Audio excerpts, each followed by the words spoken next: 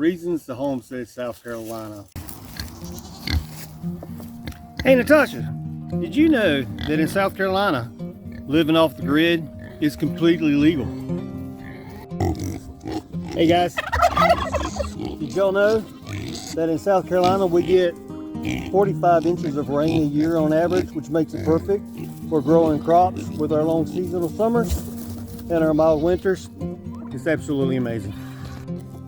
Hey Lurch, did you know in addition to the rain that we get, our groundwater is amazingly plentiful thanks to an incredible aquifer system that's up under the state? Did you know that it is November 10th and it's extremely bright and sunny out today? Almost 80 degrees, which is great because it makes South Carolina a wonderful place for solar power. In fact, they give incentives up to 25%. Hey Blanche, did you know that if you're in South Carolina and you're building an agriculture building, it's code exempt?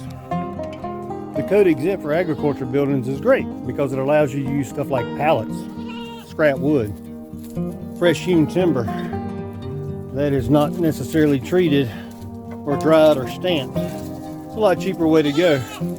It enables you to do quite a bit of stuff. Hey, Casanova, did you know that in South Carolina you can build your own house with your own two hands and it's completely legal? Sign a waiver stating that you're going to build it without a licensed contractor, that you're still going to build it to codes, and that you're going to have all the inspections done, that everything's going to pass. But you can, if you know how, build your own house. Crime rates overall for the state are actually pretty low, especially in the rural areas. I read a list of the most dangerous places. They're typically in the larger cities, and oddly enough, Pickens made the list. I'm not sure what's going on in my old hometown. Another thing South Carolina offers, in addition to state parks just dotted everywhere in the event that you actually get a day off the farm, there's a lot of stuff there to enjoy. But for the hunters, fishers, rivers in abundance everywhere, stocked with just all kinds of fish, and we've got miles and miles of coastline for you saltwater lovers. And hunting out our head.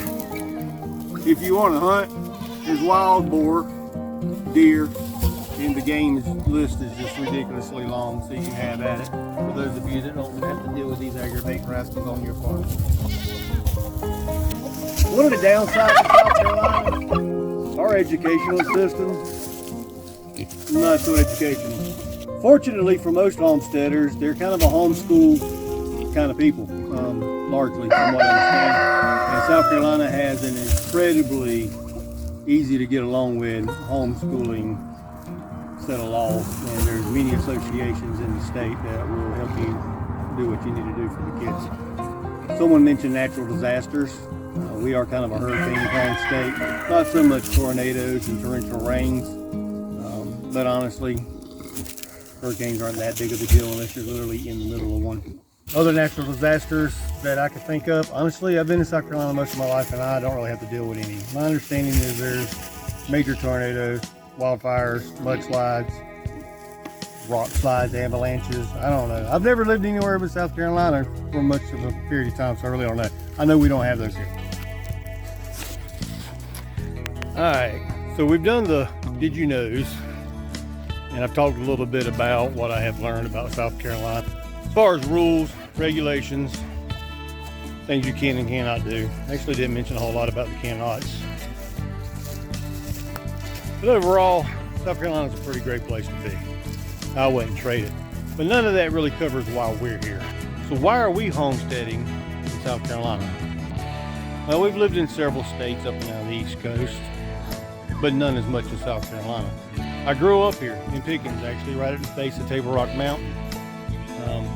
So we've lived in the foothills, we've lived in the hills, we've lived in the eastern coastal regions, not too terribly far from Myrtle Beach areas. We've lived inland in the farm communities. We've lived in the marshes around Charleston area. We've lived inland from there in the river basins. We've covered a good bit of the state, and it's beautiful all over. Still doesn't cover why we're here. There's family here. We got family covering a good bit of the state, actually. Most of our closest family is within an hour and a half, 2 hours of us. Some of them a little further away.